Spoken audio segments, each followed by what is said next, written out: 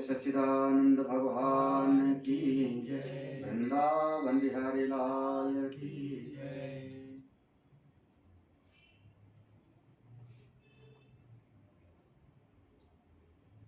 ओम सहना भवतु सहनौ भुनक्तु सह वीर्यं करवावहै तेजस्विनावधीतमस्तु मा विद्विषावहै।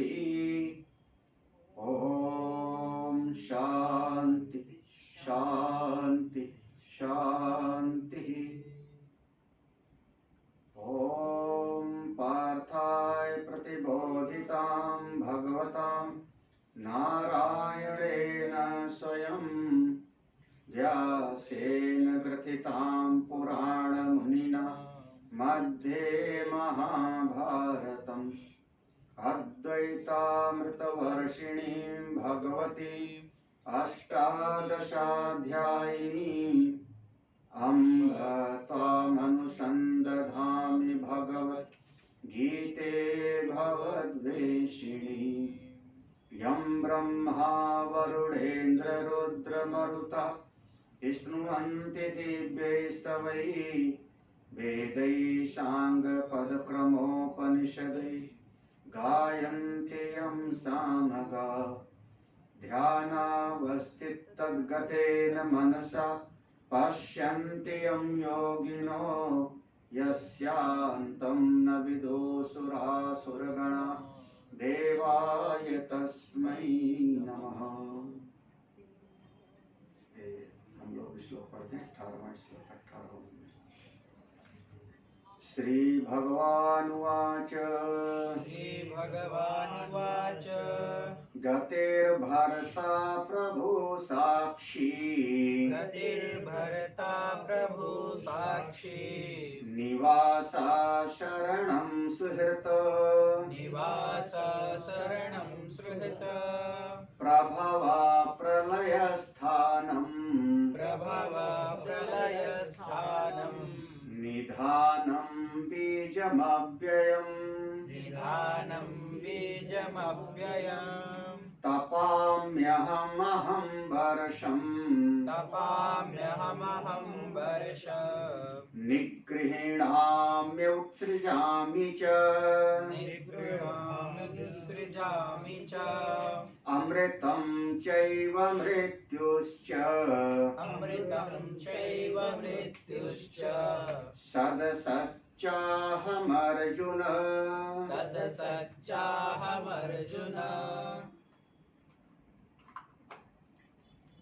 पूज्यपाद अव्यक्त रूप से कृपा बरसाने वाले स्वामी प्रेमपुरी जी महाराज, उनको वंदन नमन। समुपस्थित सभी आत्मस्वरूप भक्तजन, गिरीश भाई जी, श्रीमद् भगवत गीता दैया जी गीता चिंतन माला के अंतर्गत हम लोग 9वें अध्याय का चिंतन मनन करें। नाम है राजविद्या राजगुह्य योग। भगवान ने अपने स्वरूप का प्रतिपादन प्रारंभ किया। जब तक हम भगवान के या किसी के भी गुण और स्वभाव से पूरी तरह से हम परिचित नहीं होंगे, अनुभव में नहीं आवेगा, तब तक उनसे प्रेम नहीं होता। अज्ञात वस्तु से कभी प्रेम नहीं होता।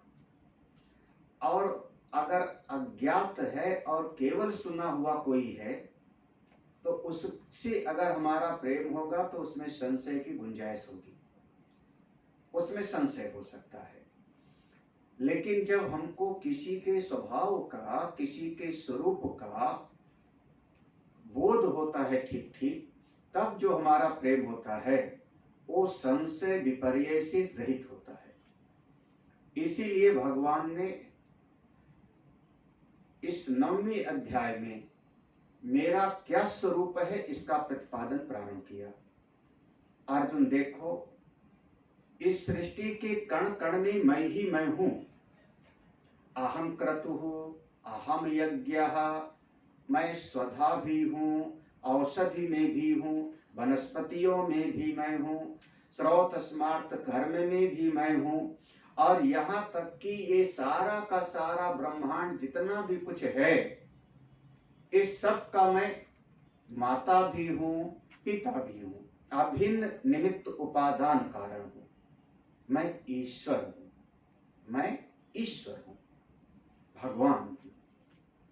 लोग समझे और चाहे ना समझे, इसके पहले भगवान ने एक शब्द कहा था, जो लोग मुझको केवल शरीर में ही समझते हैं, ऐसे लोग नासमझ है, मूढ़ है। अवजानन्ति माम मूढ़ा मानुषिम तन।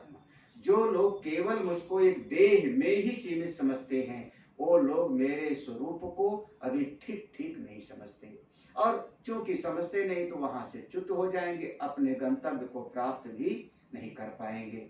तो तुम ऐसा समझो, मैं कण कण में व्याप्त हूँ, मैं कण कण में व्याप्त हूँ।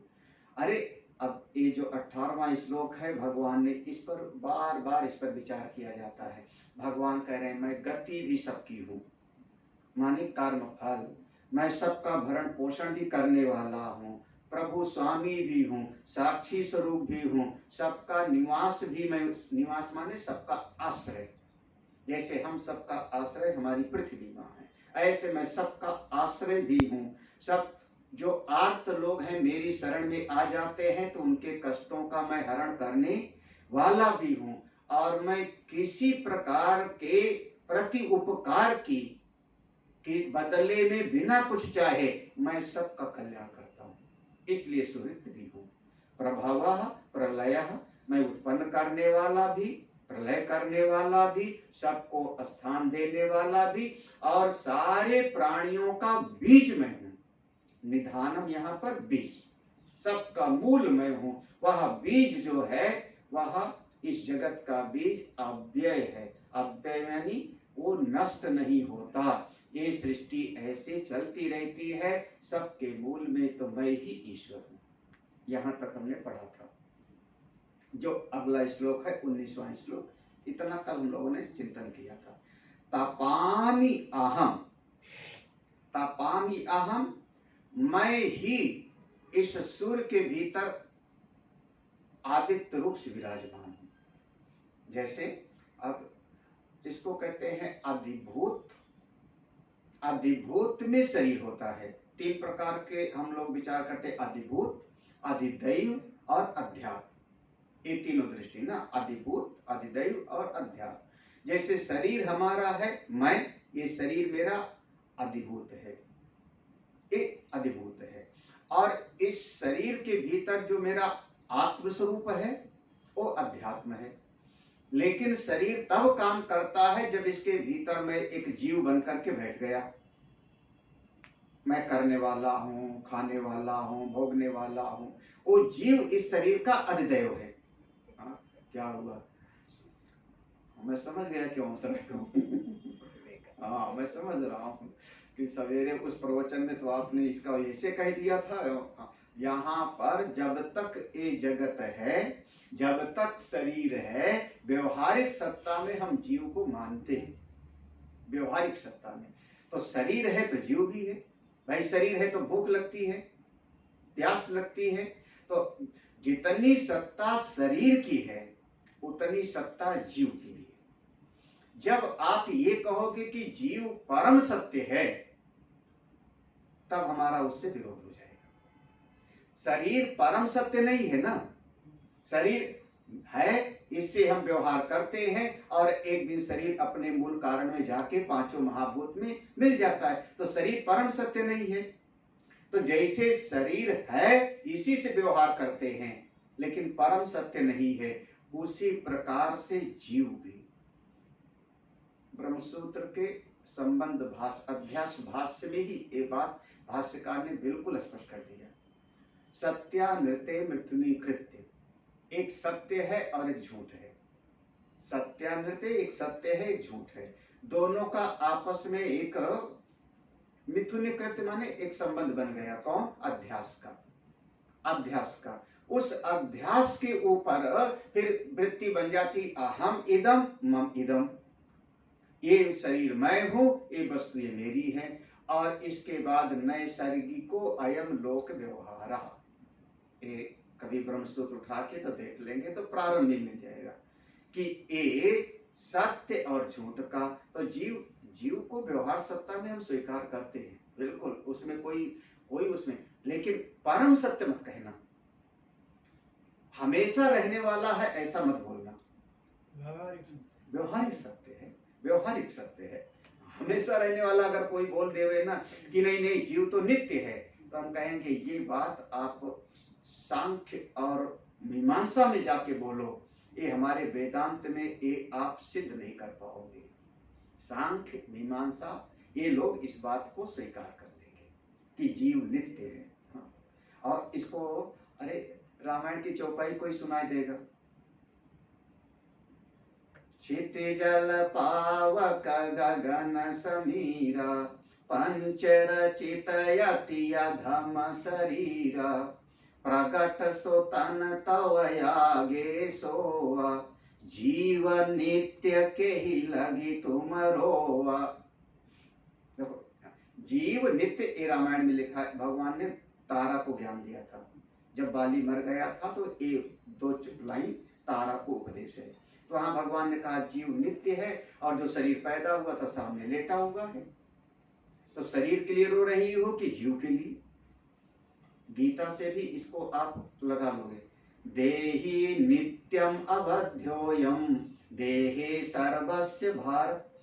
देहि माने जीव, देहि माने जीव, तो जीव को हम सापेक्षित नित्य कहते हैं। जब तक अज्ञान है तब तक ये जीव रहे, अज्ञान काल तक, और जैसे बोध होगा ज्ञान के उपरांत जीव की सत्ता नहीं।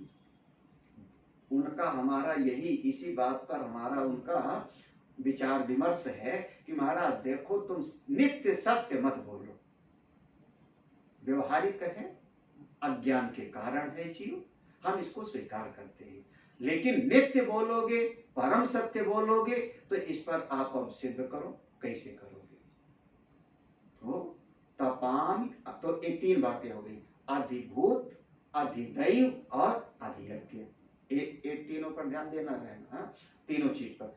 तो हर चीज पर, जैसे हमने भगवान सूर्य देवता को जल चढ़ाया, तो ऋषि लोग भी समझते हैं कि ये जो सूर्य दिखाई पड़ रहा है ये भौतिक सूर्य है, ये भौतिक सूर्य है, इसी प्रकृति का एक हिस्सा है। ये संत लोग भी जानते हैं। अगर गंगा जी में हम जाकर के पूजा कर रहे हैं तो हम जानते हैं जल का प्रवाह है, ये भौतिक है, लेकिन ये गंगा की जो अधिष्ठात्र देवी है वो गंगा है। सूर्य देवता के जो अधिष्ठात्र देवता है वो कौन है? सविता देव है। तत्सवितो उद्योग की बात है। उसी प्रकार से भगवान करें तपामि अहम, तपामि अहम, तपामि माने आदित्य भूत्वा, मैं ही सूर्य के भीतर शक्ति बन के प्रवेश करता हूं और आदित्य बन करके सारे जगत को मैं ऊर्जावान करता हूं। अब उस ऊर्जा से गर्मी पैदा होती, अगर गर्मी ना हो तो जीवन नहीं चलेगा। हम लोगों का जीवन इस ऊर्जा से चलता है। हाँ, कभी भी हम अपने शरीर को कहते हैं 98 डिग्री तो हमेशा रहता ही है ना, 98 पॉइंट कुछ, वो तो शरीर हमेशा रहता ही है। 2 डिग्री बढ़ जावे तो मुसीबत, और 2 डिग्री कम हो जाए तो हाँ, और अंतिम समय में यही कहते हैं इसका पांव ठंडा हो गया, ऐसे वो पांव ठंडा हो गया, हाथ ठंडा हो गया, यानी एक एक अंग इसका ऊर्जा से ही ये पूरा का पूरा जगत चल रहा है। वो शक्ति, मैं ही ऊर्जावान सबको करता हूँ। तपामि, तपामि माने ऊर्जान्वित करता हूँ, शक्ति प्रदान करता हूँ, और इस ऊर्जा से तपा करके फिर क्या करता हूँ? अहम वर्षम, मैं ही जल की वर्षा कर देता हूँ, या हमारे समुद्र से वह भाप बन के उस ऊर्जा गर्मी से ऊपर उठा और फिर वही वर्षा बनकर के नीचे आया। क्या क्या क्या प्रकृति की कितना सुंदर व्यवस्था चलती है, हाँ? कितनी सुंदर व्यवस्था है। अब समुद्र सब जगह नहीं है, लेकिन यहाँ भाप बन के बादल उठा और वो भी हवा से पहाड़ में पहुंच गया। एक प्रकृति ऐसी व्यवस्थित चल रही, और भगवान ने कहा था ना, माया अध्यक्षेण प्रकृति ही। ये भगवान इतना सुव्यवस्थित चला रहे हैं कि जाके हिमाचल प्रदेश में भी, हिमालय में भी वर्षा हो रही है। कैसे? सब करने वाले तो परमात्मा ही है, परमेश्वर ही है।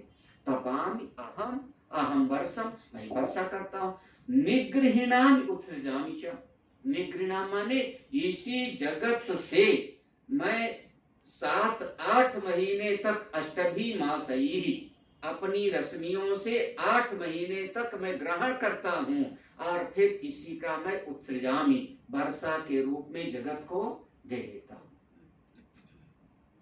इस बात को संत लोग कहते हैं, हमको भी अपने जीवन में ध्यान चाहिए।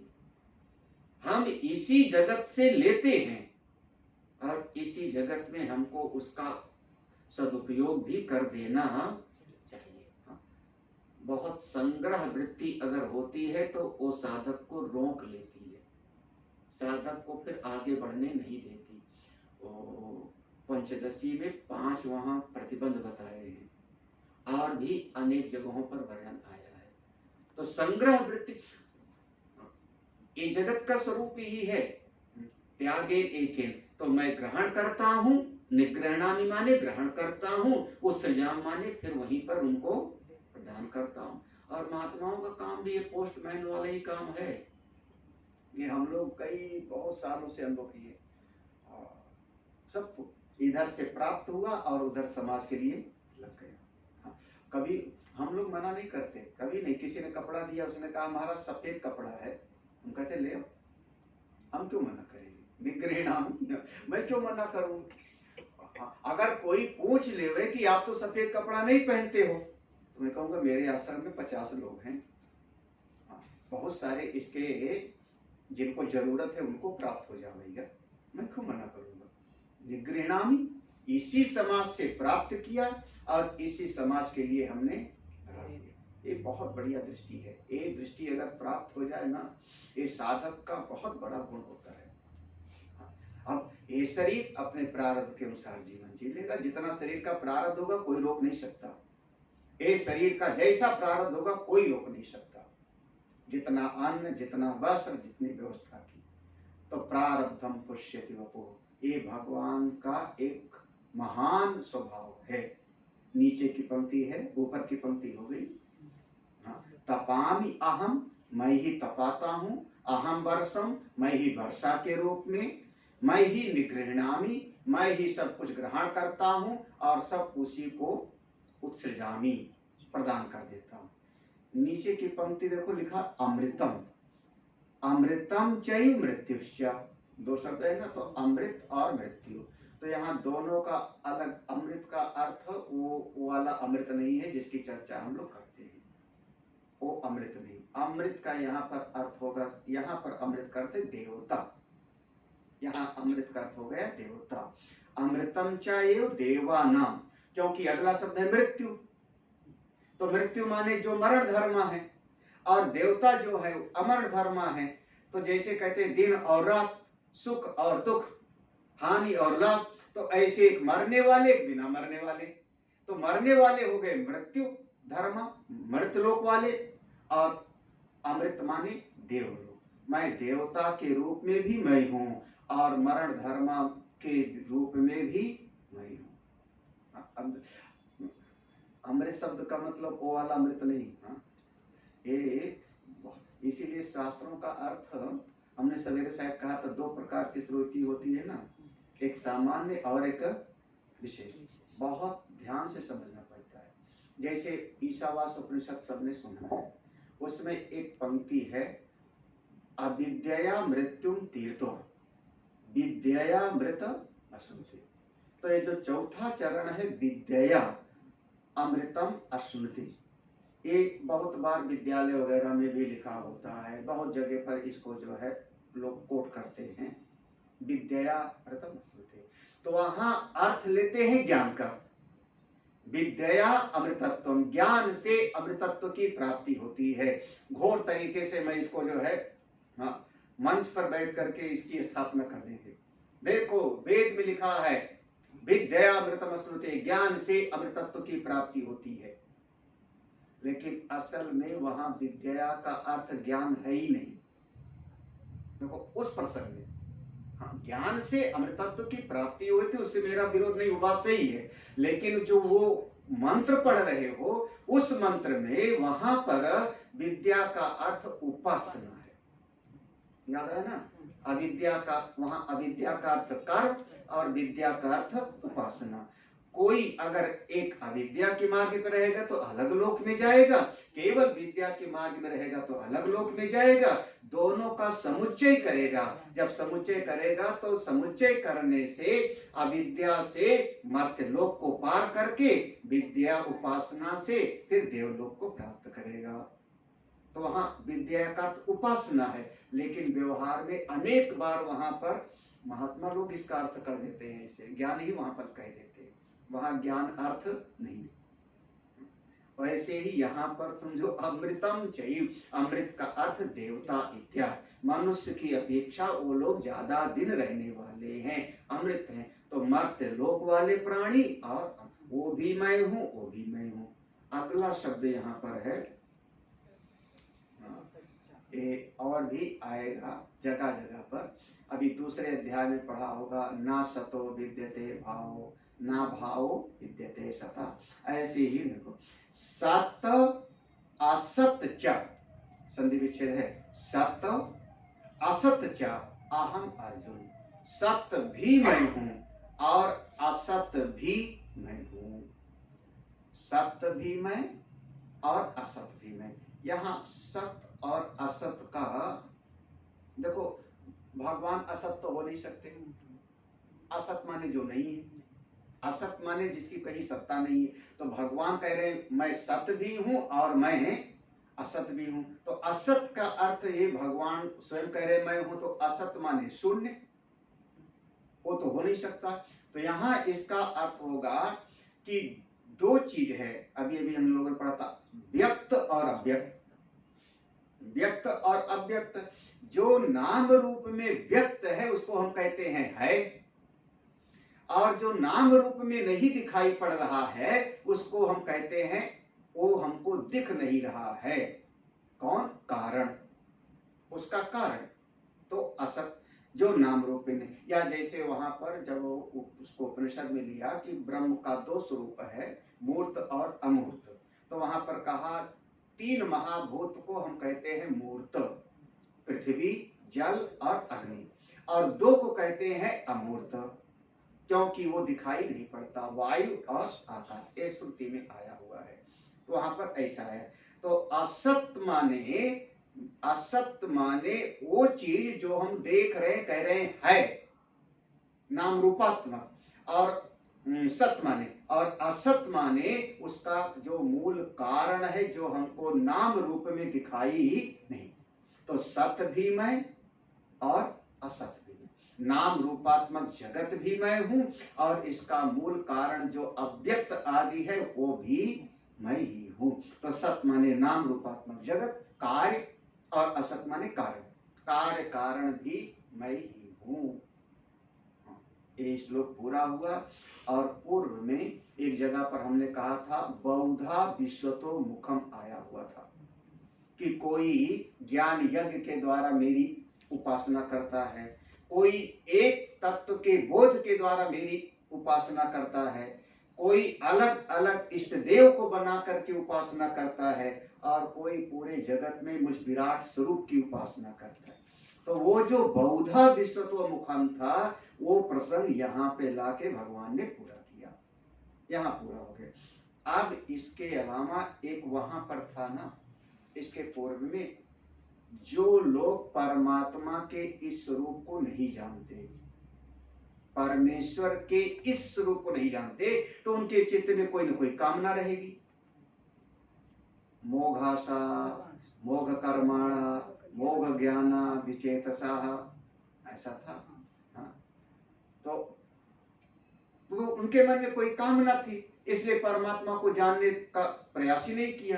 तो उनकी क्या स्थिति होगी? तो अगला 2 श्लोक है, ये आगे का 2 श्लोक, ये गति का वर्णन है। जो वेद पर विश्वास है, आस्तिक है। आगे का 2 श्लोक बहुत आस्तिक है। आस्तिक माने वेद पर उनका विश्वास है, वेद पर विश्वास है। और वेद के बताए जो विधि निषेध है उन पर भी उनका विश्वास है। ये करना है और ये नहीं करना। केवल परमात्मा को नहीं जानते, सीधा कहें तो मीमांसा वाले, कर्म कांड वाले। वेद पर विश्वास है, श्रुति प्रमाण है, और साथ ही साथ वेद के बताए विधि निषेध पर भी उनका पूर्ण विश्वास है। तब वो लोग वेद के बताए जो जो विधियां हैं उनका कामना की पूर्ति के लिए उपयोग करते हैं। अब हम लोग कह सकते हैं दशरथ महाराज ने किया, इससे बढ़िया और दृष्टांत क्या मिलेगा? दशरथ जी ने किया, दूसरे लोगों ने किया, अनेक अनेक जो है यज्ञ आदि किया उन्होंने। हमको इंद्र का पद मिले, हमको स्वर्ग की प्राप्ति मिले, हमको पुत्र की प्राप्ति हो, हमको राज्य मिले, तब हम लोगों ने किया।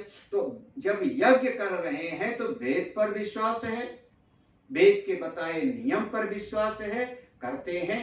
बस उस सब में एक परमात्मा का बोध उनको नहीं। उनकी क्या स्थिति होगी, इस बात को 2 श्लोक में बताया। पढ़ लेते हैं 20वां श्लोक।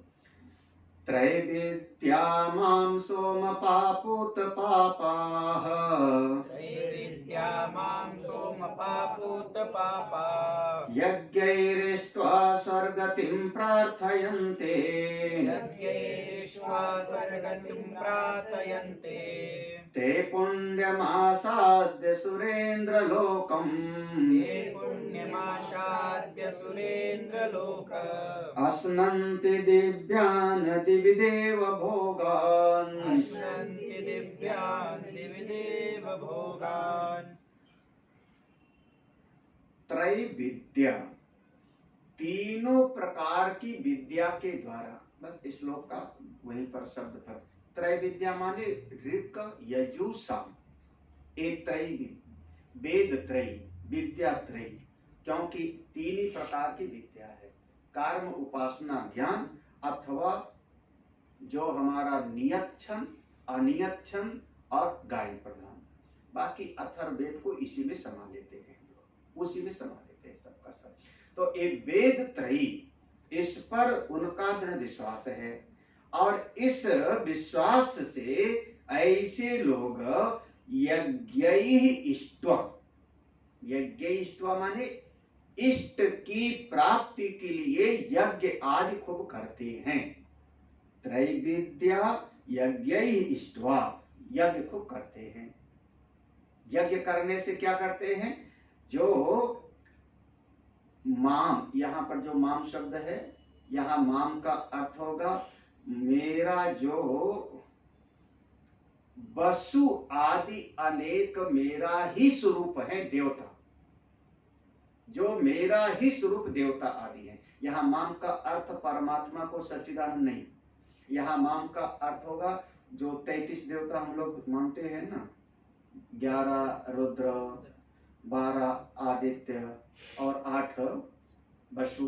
तो वो कोई न कोई देवता की आराधना करते हैं, क्योंकि जब यज्ञ करेंगे तो अमुक देवता के लिए स्वाहा, अमुक देवता के लिए स्वाहा, इदम इंद्राय इदम नमः।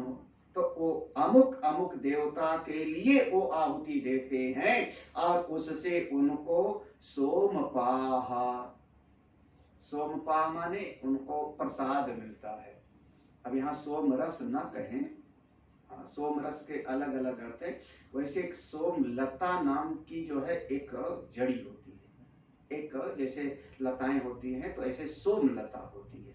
उस सोम लता का उपयोग होता है यज्ञ में। यज्ञ में जैसे समी का उपयोग होता है। हम लोगों के यहाँ तो हवन भी करना होता था तो आम की लकड़ी ढूंढी जाती थी। अब तो सब मिला दिया, नहीं तो आम की लकड़ी से जो है हवन किया जाता था। तो ऐसे पीपल की लकड़ी है, शमी की लकड़ी है, कोई ना कोई अनुष्ठान किसी और चीज से किया जाता है तो अनुष्ठान की विधि थी। तो एक सोमलता होती है, हमने देखा नहीं, आप लोगों ने देखा हो तो यज्ञ में उसका उपयोग होता है, यज्ञ में उसका उपयोग होता है। और उससे जो है, जैसे होता क्या है कि हम लोग जब हवन करते, हवन करने के बाद जब पंडित जी बताते हैं आहुति दो, और फिर उससे अपने शुरुआ को उसमें पास में कटोरी रखेंगे, कहेंगे इसमें जो है एक बूंद डाल दो, उसको छुआ दो। हाँ, तो इसका मतलब ये हुआ कि शुरुआ से हमने एक देवता को हमने आहुति दिया, तो भाई हमारा जो शुरुआ है, अब तो देवता को आहुति दे दिया तो झूठा हो गया ना। जैसे हमारा चम्मच हमने मुंह से लगा लिया तो तब तो झूठा हो गया, तब उसी चम्मच से फिर हम दूसरे को थोड़े खिलाएंगे। तो वैसे हुआ कि अब बगल में जो है उसको एक कटोरी में जल रखते हैं, और उसमें ये भाव है, ये हमारा भाव है। और जब पूरा हवन हो जाता है तो उसको जो है, जो कटोरी है उसको कहते हैं हाथ में लगा लो और सेक लो, ऐसा कर रहा होगा ना। हाँ, तेजोसी तेजोमय दे, हमारा पूरा शरीर तेजोमय बने, हमारे नेत्र, है ना, ऐसा। तो वो जो एक है कटोरी, उसका एक अलग स्वरूप हो गया। ऐसे सोमलता से एक जो है द्रव बनता था, जिसको हम प्रसाद में देते थे। अभी भी जैसे पूजा आदमी पंचामृत बनता है ना, भगवान को स्नान कराया तो उसमें 5 चीजों से स्नान कराया, दूध से, दही से, शहद से, शक्कर से, 5 चीजों से स्नान कराया, तो उसको पंचामृत हो गया। फिर वो सबको हमने चरणामृत दिया, पंचामृत दिया। तो ऐसे सोमलता से एक अनुष्ठान होता था, जिससे एक तैयार होता था आशीर्वाद स्वरूप प्रसाद, उसका फिर एक यज्ञ के बाद पान करते थे। ये हमारे यहाँ पर ऐसी यज्ञ की विधि थी। तो सोमपाह, वो पीने वाले होते कैसे थे? पूत पापाह, भीतर के सारे पाप उनके। वैसे इतना तो है, जब कोई यज्ञ वगैरह करने बैठता है, देखो जितने समय तक पंडित जी बैठे हैं, आचार्य लोग बैठे हैं और हम आहुति देते हैं, उतने समय तक कहाँ चोरी करने का विचार आता है? कौन सा उस समय खराब विचार आएगा? हाँ, लड़ाई झगड़ा का, कौन से भोग की बात? उस कम से कम यज्ञ वेदी के सामने बैठा है तो मन तो उतने समय तक तो उसका, उतने समय तक तो उसका मन शुद्धि रहता है ना, तो उसका मन पवित्र ही है। तो ऐसे ही जब उसका चित्त अंतःकरण पवित्र हो गया, भूत पापा, बस इतना ही है कि स्वर्गतिम प्रार्थयन्ते, इस भावना के साथ यज्ञ करते हुए, श्रुति पर विश्वास, श्रुति के बताए हुए यज्ञ पर विश्वास, विधि पूर्वक यज्ञ करते हुए, बस चित्त में परमात्मा को पाने की इच्छा नहीं है किसकी? स्वर्ग आदि की, श्रेष्ठ लोक की। और हमारे एक आचार्य, शुरुआत में जब हम लोग पढ़ते थे तो हम लोगों की बहुत खिल्ली उड़ाई, बहुत हंसी उड़ाई। उन्होंने कहा देखो, मनुष्य के चित्त में, जीव के चित्त में भावना क्या होती है कि हम कहीं जाएं तो हमको बढ़िया से बढ़िया रहने का निवास मिले, बढ़िया से बढ़िया। हाँ, हम लोग अपने जब कभी साधना शिविर वगैरह ले जाते हैं, हमारे साथ में तो कभी 200 लोग, कभी 300 लोग बाहर जाते हैं, कभी 150 लोग, जैसे भी सब। तो वहाँ हमने समझा रखा है कि जब तक कमरे की व्यवस्था ना हो तब तक सबको कहीं ना कहीं डार मिट्टी में इकट्ठे रख देना, और फिर बाद में कमरा हो गए तो कमरा देना। हाँ, जो हमारे जो व्यवस्था में रहते हैं शिष्य लोग, वो लोग सोचते हैं अभी अभी इस कमरे में रख लो, सामान खुला है, कमरा बढ़िया है, एसी वाला, यहाँ रख लो, और बाद में आपको सेट करते हैं। अगर उसको एक बार कमरा बढ़िया वाला दे दिया और बाद में उसको उस कमरे में दे दिया, बाद में उसका मन हो जाएगा फिर, माना पूरे उस साधना से भी 7 दिन तक मन दुखी रहेगा उसका। ये हमारी बात नहीं समझ पाते ये लोग, हमारे भगत लोग। हमने कई बार हमने कहा उसको अपग्रेड करो। बरामदे में रखे थे, बरामदे में के बाद में अब दूसरे दिन अरे वहां व्यवस्था हो गई, चलो वो वाले कमरे में। हाँ, अटैच बाथरूम वाले में, और दूसरे दिन और व्यवस्था भी एसी वाले रूम में रख दो, तो अपग्रेड करो, नीचे मत ले आओ। तो हम कहीं जाए तो हमको रहने का व्यवस्था बिल्कुल बढ़िया चाहिए, खाने के लिए सब चीज सब चकाचक चाहिए, यही ना। हर वस्तु अगर कोई चाहिए तो सब बढ़िया से बढ़िया चीज चाहिए, ब्रांडेड चाहिए। हाँ, परिस्थितियां चाहिए तो बिल्कुल हमारे मन के अनुसार होना चाहिए। तो सब चाहिए बिल्कुल अनुसार स्वर्ग के जैसे। और एक लाइन पढ़ के कहते हैं स्वर्ग हमको नहीं चाहिए, स्वर्ग अल्प अंत दुख, यहाँ का सुख तो छोड़ा नहीं जा रहा है, और कहते हैं हमको स्वर्ग। ये सब केवल वाणी का जमा खर्च होता है। भाई यहाँ स्वर्ग माने आपके मन के अनुरूप मिलने वाली परिस्थिति, आपके मन के अनुसार होने वाली परिस्थिति। हाँ, तो वो परिस्थिति तो हम यहाँ भी चाह रहे हैं। हाँ, जब यही चाह रहे हो तो कैसे कहते हो कि हमको स्वर्ग नहीं चाहिए? ठीक है ना, नहीं बस। लेकिन ऐसा हम लोग वेदांत खास करके वेदांत के सत्संग वाले बोल देंगे थे, शुद्ध स्वर्ग अल्प अंत दुखदाई, हमको स्वर्ग वगैरह नहीं चाहिए। लेकिन यहाँ पर तो क्या कहना, तो स्वर्ग सबको चाहिए। हम स्वर्गतिम माने स्वर्ग जैसी स्थिति, स्वर्ग जैसी स्थिति।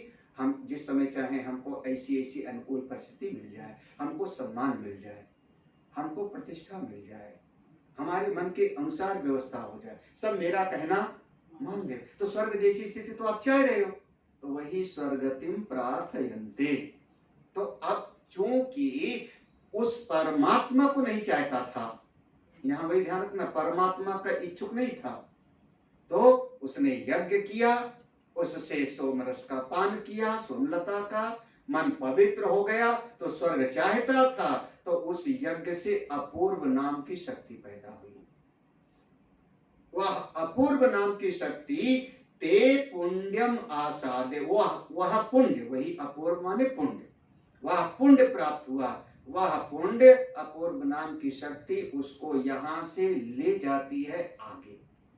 कहा? फिर श्रुति कहेगी ये ही इति। जैसे कोई बड़ा आदमी आता है, बड़ा, तो उसके सामने 4 लोग खड़े होते हैं, इस रास्ते से सर इधर से इधर से इधर से करना, तो ऐसे जो है उसकी वो पुण्य की पूंजी इधर से, ते पुण्यम आसाद्य, कहाँ ले जाएंगे? सुरेंद्र लोकम, देवताओं के लोक में, जहां इंद्र राजा है। देखो इंद्र नहीं बनेगा, अभी इंद्र नहीं बनेगा। क्यों? क्योंकि 100 यज्ञ पूरा होगा तो इंद्र, इसीलिए शतक्रतु कहा है।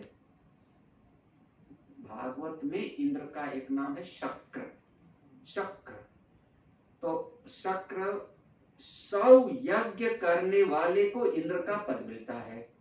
तो 100 को कहते हैं शत, यज्ञ को क्रतु, तो शत क्रतु, पूरा यह है शत क्रतु, 100 यज्ञ करने वाले को इंद्र का पद मिलता है। तो शत का सा ले लिया और क्रतु का जैसे आजकल भी हम लोग जो है कर लेते हैं, तो नाम हो गया शक्र।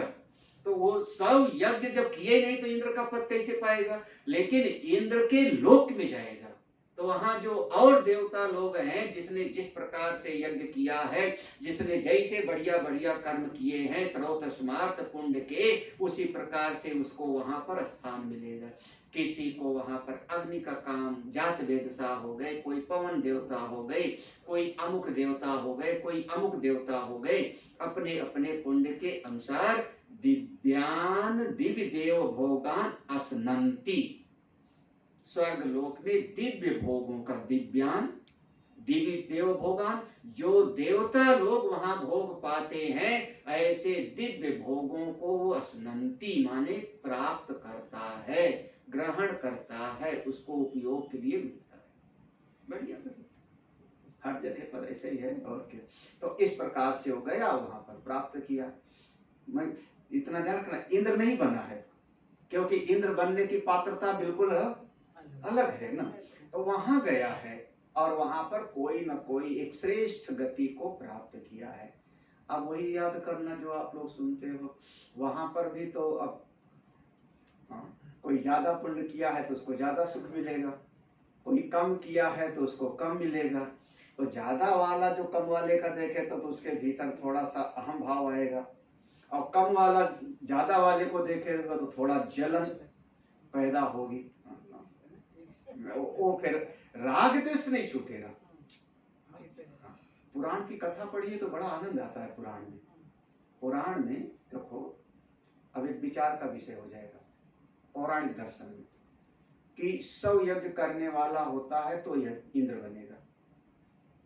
कोई एक महात्मा तपस्या करने बैठ गया जंगल में, कोई एक राजा, कोई एक महात्मा जाके जंगल में तपस्या करने बैठ गया। तुरंत पुराण में लिखा होगा कि इंद्र घबरा जाता है। इंद्र घबरा जाता है, अरे अरे कामदेव जाओ, जाकर के उसकी तपस्या को विघ्न डालो, या खुद जाता है विघ्न डालने के लिए। तो अगर कोई यज्ञ करने लगे तो इंद्र घबराए तो मैं तो समझ सकता हूं, ठीक है ना। हाँ, क्योंकि 100 यज्ञ करने वाला इंद्र बनेगा।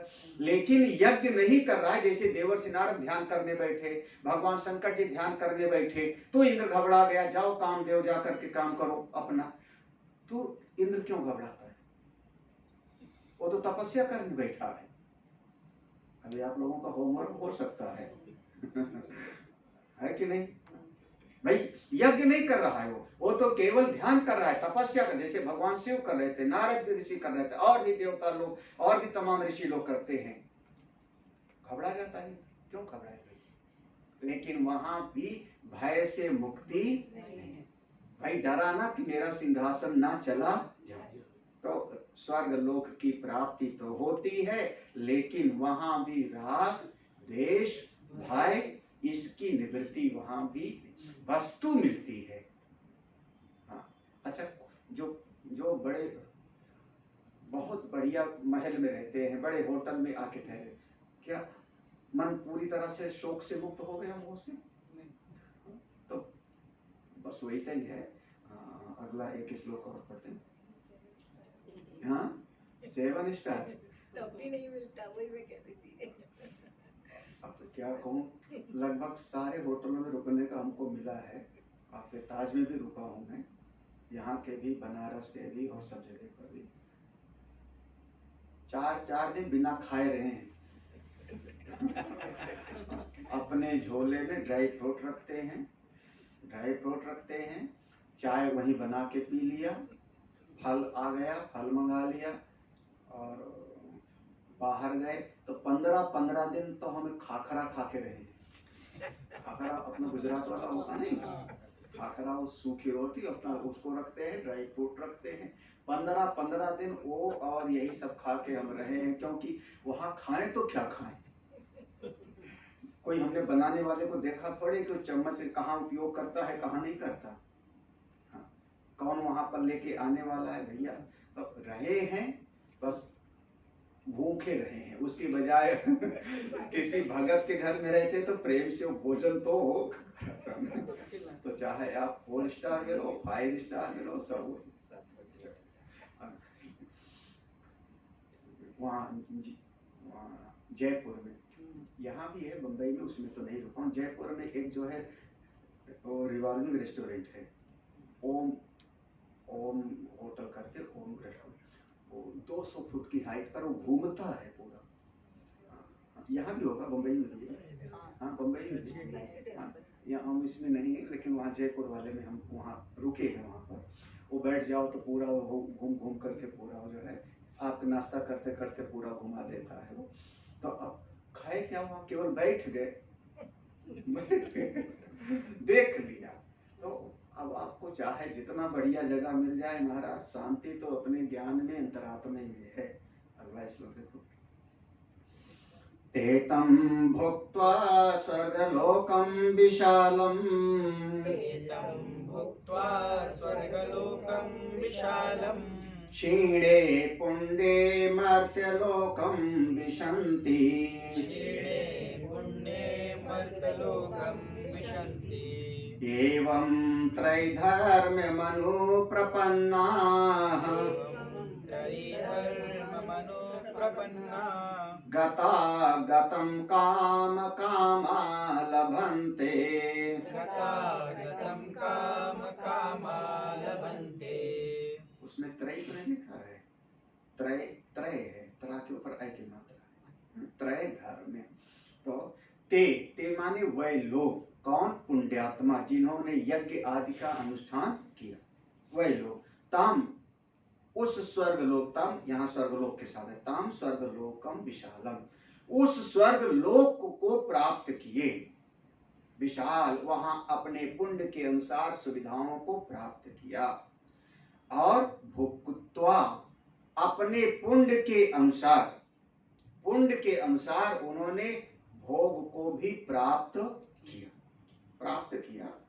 बस इतना ही है कि छेड़े पुण्य, ये बातें तो बहुत, ये लाइन तो खूब धड़ाधड़ बोली जाती है ना। हाँ, इतना छेड़े पुण्य मत लोकम विशन्ति।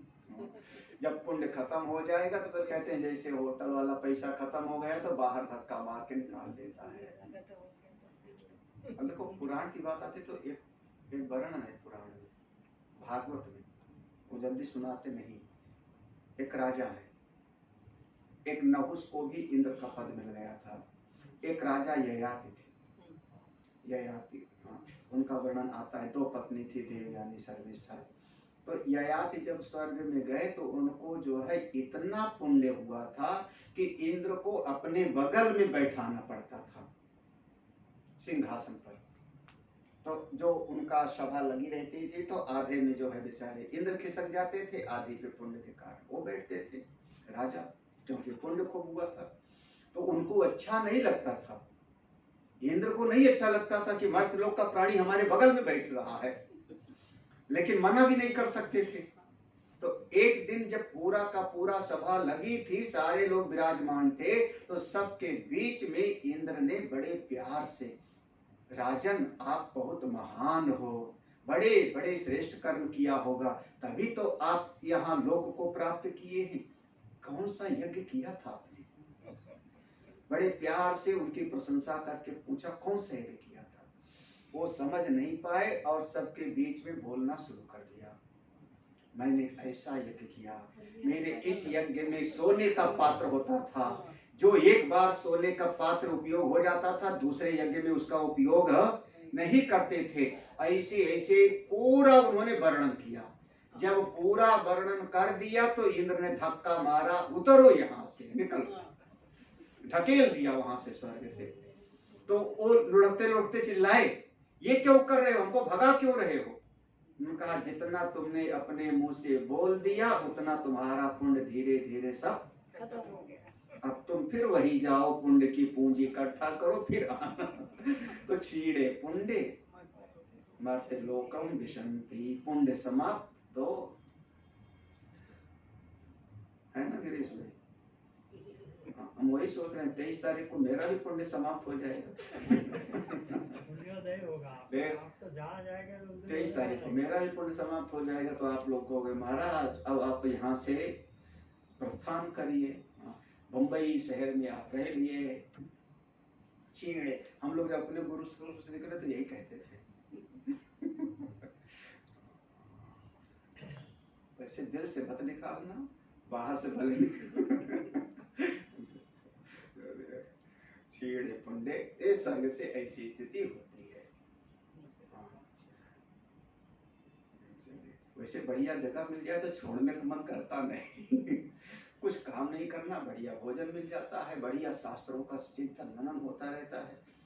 कम से कम यहाँ जैसे 3 क्लास हम ले रहे हैं तो थोड़ा 1-8 घंटा कमरे में भी थोड़ा देखना पड़ता है, बहुत अच्छा लगता है। बाहर इतना नहीं। कहीं हमने भागवत सुनाया तो वहाँ क्या पढ़ना है, वो सब पहले से जो है भगवान ने कितनी करुणा किया है कि अब वहाँ कुछ सही कहूँ तो गीता भी अगर कहीं सुनाना होता है तो कुछ देखने का नहीं पड़ता, देख लेते हैं थोड़ा सा। अब यहाँ उपनिषद है और अमुक है तो थोड़ा तो इतना अच्छा लग रहा है कि कम से कम इसी बहाने मेरा समय बहुत अच्छा अगले साल 1 महीना दे दे, सबके सामने बोलता। 1 महीना ये टेप हो रहा है, तालियां बजाओ। हाँ, डन और डन ये डन डन अभी से मैं बोल देता हूँ। यहाँ कन्फर्म। वो जो चिंतन मनन होता है बहुत अच्छा लगता है। ऐसा समय हम लोगों को बाहर जाते हैं, भक्तों का समाज है, वो आपने आपने तो देखा है, 10 लोग आ जाते हैं, उनके साथ फिर सबका हाल चाल पूछना पड़ता है, इनको चाय बनवा के ले आओ। दीपक तुम भी हो ही आए हो, देख ही आए हो। एक जगह तो ऐसे चारों जहां जाते हैं तो अपने शास्त्रों का चिंतन मनन थोड़ा कम हो जाता है, और हम लोगों को अच्छा तभी लगता है जब अपने शास्त्र के साथ हम लोग जुड़े रहते हैं। वो समय हम कहते हैं मेरा सर्वोत्तम समय है, प्रभु की ऐसी कृपा। लेकिन जब पुण्य क्षीण हो जाता है, श्लोक स्पष्ट है, एवं इस प्रकार से त्रय धर्म, वो पहले वाले श्लोक में था ना शुरुआत से, त्रय विद्या, हाँ, तो वहां पर यही त्रय धर्म। इस प्रकार से वो तीनों प्रकार के जो वैदिक कर्म हैं, त्रय विद्या वाले वैदिक कर्म, यज्ञ आदि, श्रौत स्मार्त कर्म, धर्म्यम अनुप्रपन्ना, उन्हीं की शरण में लगा रहता है वो, और उन्हीं की शरण में लगा रहता है। तो चूंकि वहां का सुख मिल गया एक बार ना उसको, तो यहां आया तो भी उसको वहां का सुख याद आता है। इसको कहते हैं जाति स्मरण। उसके अंतःकरण में सूक्ष्म रूप से वो वासना बैठी रहती है। इसका निर्णय उपनिषद और ब्रह्मसूत्र में किया कि जो जीव यहाँ पर पैदा होता है, जीव पैदा होता है तो एक पूर्व का संस्कार लेके आता है,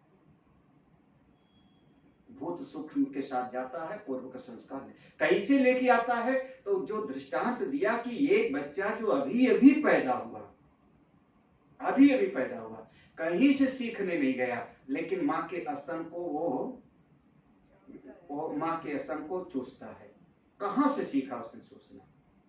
वो उसके पूर्व का संस्कार है। वो दृष्टांत दिया ऋषियों ने।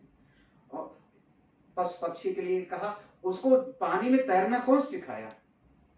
अपने आप को तैरने लगता है। आप कुत्ते को डाल दो, तैर करके उस पार पहुंच जाएगा। तो ये सब का सब, तो एक बार उस सुख का भोग कर लिया ना, तो यहां आता है तो उसको चैन नहीं मिलता, फिर से वो यज्ञ करेगा, फिर से पुण्य की पूंजी प्राप्त करेगा, फिर से जाएगा, फिर से वहां खत्म पुण्य, फिर से आएगा। जैसे रोज रोज होटल जाता है आता है, होटल जाता है आता है, वैसे पर गतागतम, गत और आगत। जाए, गत माने जाएगा, आगत माने फिर से आएगा, फिर से कामा, फिर से कामना होगी, फिर से वही अनुष्ठान करेगा, पुण्य की पूंजी लेके जाएगा, फिर से प्राप्त करेगा, अमुक लोग, फिर से आवेगा। इस प्रकार से ना जाने कितनी बार हम स्वयं, हम सारे लोग ना जाने कितनी बार देवलोक को प्राप्त किए हैं, ना जाने कितनी बार असुर लोक को प्राप्त किए होंगे। हम जीव 84 लाख योनियों में अगर चलते चलते आज मनुष्य का शरीर मिला है, ईश्वर की बहुत बड़ी कृपा है, बहुत बड़ी कृपा है। अभी तो संत लोग समझते हैं, कम से कम इस कारण से कि मेरी बुद्धि का विकास है। शरीर की ताकत से अगर कभी तुलना करें तो मेरे शरीर से दर्जनों गुना ताकत तो पशुओं के शरीर में है, शेर के शरीर में ताकत है। मेरी आंख से ज्यादा देखने की ताकत तो गीध की आंख है, चील की आंख है। मेरी नाक से ज्यादा सूंघने की शक्ति दूसरे जानवरों में है, पशु पक्षियों में है। इंद्रियों की शक्ति तो उनमें ज्यादा है, लेकिन हमारी बुद्धि ऐसी विकसित हो गई कि हम हाथी से भी लकड़ी ढूंढवा लेते हैं, शेर से भी हम सर्कस दिखवा लेते हैं। ये आपकी बुद्धि, महाराज, ये बुद्धि का जो विकास है ये ईश्वर की कृपा है। शरीर तो मिलना, अच्छा शरीर मिल गया और जाकर के तलवार लेके 50 लोगों की हत्या कर रहा है तो कौन सी बात है? बुद्धि का विकास, ये भगवत कृपा बहुत बड़ी कृपा है। और इसमें भी अगर हमको सत्संग और शास्त्र मिल गया, क्या कहना था? किसको याद है खंडन खंड खाद्य का शुरुआती?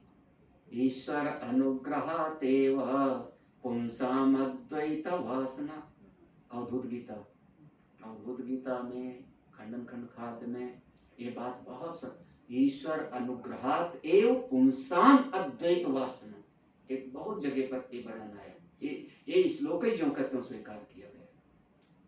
परमेश्वर की कृपा से मेरे पुण्य की पूंजी हमको मनुष्य का शरीर मिला, और मनुष्य के शरीर में कम से कम मेरी इंद्रियां अभी ठीक ठाक हैं।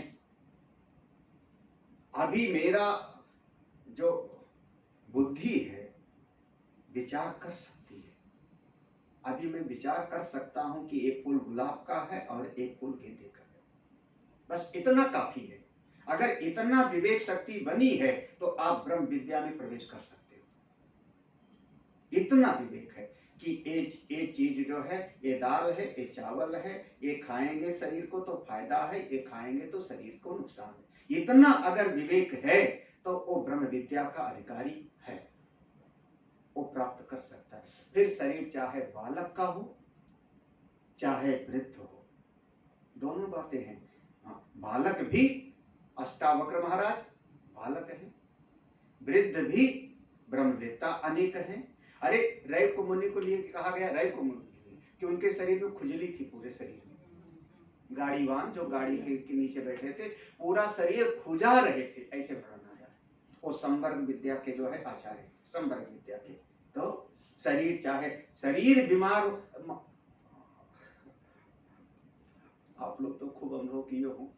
हम महात्मा लोग जो है, कोई डॉक्टर वगैरह मिल जाते तो लगता है कि तो हमारा खून वगैरह सब देख लो, सुजाता मिल जाए तो कहेंगे चलो दांतें ठीक करवा ले। भाई शरीर तो है, तो इस शरीर में भी बीमारी होती है, उसमें कौन सी बड़ी बात है। शरीर बीमार होगा, शरीर वृद्ध होगा, लेकिन विवेक शक्ति जगी है, वो ईश्वर की बहुत बड़ी कृपा है। योग वशिष्ठ में बार बार कहा, विवेकाय नमस्तुभ्यं, हे विवेक देवता मैं तुमको नमस्कार करता हूँ। विवेक जगा है, तुमको नमस्कार है। अगर विवेक जगा है तो इस चीज को समझते हैं और इससे वैराग्य प्राप्त कर लेते हैं। समझ कर वैराग्य, इसलिए विवेक के बाद साधन चतुष्टय, विवेक के बाद दूसरी सीढ़ी आ गई। हाँ, तो समझ कर वैराग्य, और समझ करके अगर एक बार वैराग्य हो गया तब अब आ जाएगा 22वां श्लोक। जब एक बार समझ में आ गया कि ये सारा जगत अनित्य, भगवान नित्य, तो उनका अब अनन्य रूप से भजन करो। ये जो 22वां श्लोक है, इसको गीता जी का सुमेरु बोलते हैं। जैसे हमारी माला में बीच का एक दाना होता है सुमेरु, तो ये पूरा बीच में तो नहीं है, लेकिन सिद्धांत की दृष्टि से इसको सुमेरु बोलते हैं। एक गीता जी का 700 श्लोकों का सुमेरु। इसमें भगवान ने अपनी प्रतिज्ञा बता दी। खूब सुना है, योग क्षेमम। क्या बात है, भगवान की बात पर तो मेरा विश्वास है। हम प्रवचन में हमेशा कहते हैं, ये हम खास करके, कि आप घड़ी खरीदने जाओ, गारंटी देता है तो विश्वास कर लेते हो। मोबाइल खरीदने जाओ, एक कार्ड पे गारंटी लिख के दे दिया तो आपने विश्वास कर लिया। कुछ नहीं तो हमारे बगल में दुकान वाला है, तो उस आदमी पर भरोसा करके हम भरोसा कर लेते हैं। उसने कहा कि मेरी गारंटी है, यही ना। संसार के छोटे छोटे गए गुजरे लोगों की गारंटी पर भरोसा मैं कर लेता हूँ। हाँ भाई, बैंक दिवालिया हो जाए कोई भरोसा? कितनी सारी घटनाएं अभी हुई, हाँ कितनी सारी घटनाएं। लेकिन हम बैंक में अपनी जमा पूंजी रखा है, एक पर्चा एफडी के रूप में ले, भरोसा है। तो भगवान की गारंटी, वारंटी नहीं, गारंटी। और 3-4 जगह पर भगवान ने अहम शब्द के साथ प्रयोग किया, मैं ऐसा करता हूँ। हम लोग उसका कल विचार करते हैं। आज यहाँ पर विश्राम लेते हैं। बोले वृंदावन बिहारी लाल की। ओम पूर्णमदः पूर्णमिदं पूर्णात् पूर्णमुदच्यते पूर्णस्य पूर्णमादाय पूर्णमेवावशिष्यते। ओम शांति शांति।